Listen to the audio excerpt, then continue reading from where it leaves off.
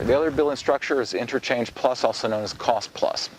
All right, and basically what that's saying is, here's the rate, the interchange rate from whatever MasterCard, Discover, Visa, and then the plus is what the merchant processor is going to charge, okay, his profit. All right, so hypothetical example, you got a credit card, the rate on it, the interchange rates, we'll say, 1.75, and then the merchant processor is going to charge, 0.20%, also known as 20 basis points or 0.2%.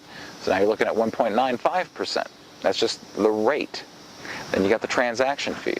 So the interchange transaction fee, we'll say 10 cents, and then the merchant processing company is going to add about 5 cents to it. So now we're looking at a grand total of about 15 cents. Okay? So 1.95%, 15 cents. So what does that mean? Well, what that means is, let's say you do a transaction for $100, or a customer comes in and does a transaction for $100. So what you're going to lose is $1.95 from the 1.95% rate, and then 15 cents on top of that from the transaction fee or swipe fee.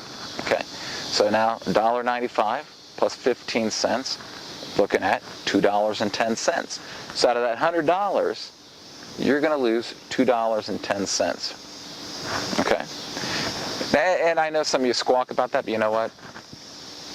I'm a businessman myself, and that's okay, to be quite frank. I look at it this way. I'd rather have that loss, because if you don't have a credit card machine or terminal, you're not going to make as much money. There's all sorts of statistics and studies out there that show businesses that do have credit card terminals typically generate about 30% more income, because the reality of it is people are crazy with their credit cards. When they got a credit card, woo, it's party town. They are going to spend money like crazy. Whereas if they're using cash or a personal check, they're going to be a little bit more frugal with their money. Now, of course, with personal check, which I'll save for another podcast, you can have like a check imager or scanner, and it's guaranteed through the merchant processing company. All right, so definitely if you're going to be accepting personal checks, get a check scanner or imager. I'll explain that in more detail later on.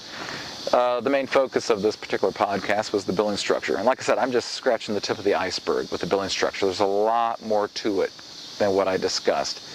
But I just wanted to let you know, okay? So anyway, thank you very much for your time. This is Buzz Smith again with Mr. Merchant, and we'll see you again. Take care.